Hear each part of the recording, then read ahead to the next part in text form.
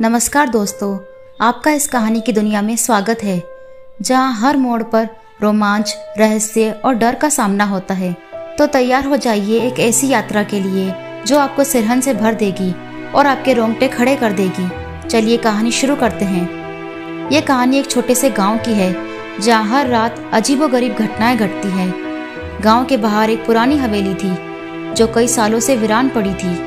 लोगों का मानना था कि उस हवेली में भूतों का वास है और वहां जो भी जाता है वह कभी वापस नहीं लौटता। एक रात गांव का एक युवा लड़का रोहित अपने दोस्तों के साथ हिम्मत दिखाने के लिए उस हवेली में जाने का फैसला करता है। उसके दोस्त उसे रोकते हैं, लेकिन वो नहीं मानता और हवेली की ओर चल पड़ता है। जैसे ही वो हवेली के पास पहुंचता है, उसे अंदर से किसी के रोने की आवाज सुनाई देती है। रोहित धीरे धीरे दरवाजे की ओर बढ़ता है और उसे धकेलकर अंदर प्रवेश करता है। हवेली के अंदर घना अंधेरा था और हवा की एक ठंडी लहर उसके चेहरे से टकराई। उसने अपनी टॉर्च जलाई और चारों ओर देखने लगा। दीवारों पर पुराने चित्र लगे हुए थे, जिसमें से एक चित्र अचानक उसकी ओर घूरने लगा। रोहित ने ध्यान नहीं दिया और आगे बढ़ता गया। अचानक उसे एक कमरे से किसी के कदमों की आवाज सुनाई दी। डर के मारे उसकी हालत खराब हो गई, लेकिन वह जानने के लिए कमरे की ओर बढ़ गया। कमरे में पहुंचते ही उसने देखा कि एक महिला सफेद साड़ी में लिपटी हुई जमीन पर बैठी रो रही थी। रोहित ने कांपते हुए पूछा, आप कौन हैं और यहाँ क्या कर रही हैं? महिला ने धीरे धीरे अपना सिर उठाया और उसकी ओर देखा।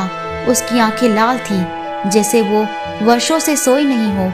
वो बोली, मैं इस हवेली की रानी थी, लेकिन मेरे ही परिवार ने मुझे धोखा देकर मार डाला।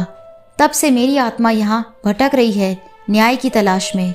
रोहित का दिल जोर जोर से धड़कने लगा। वो भागने के लिए मुड़ा, लेकिन तभी दरवाजा अपने आप बंद हो गया।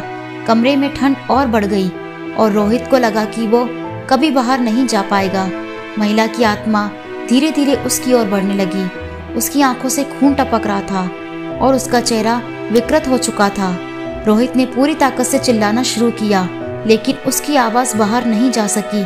महिला की आत्मा ने उसे पकड़ लिया और अचानक सब कुछ कालेपन में डूब गया। अगली सुबह गांव वालों ने देखा कि हवेली के दरवाजे पर खून के निशान थे और रोहित का कोई पता नहीं था। उसके दोस्तों ने बताया कि वो हवेली के अंदर गया था, लेकिन किसी ने उसकी बात पर विश्वास नहीं किया। उस दिन के बाद से हर रात हवेली से रोने और चिल्लाने की आवाजें आने लगी और कोई भी उस तरफ जाने की हिम्मत नहीं करता था।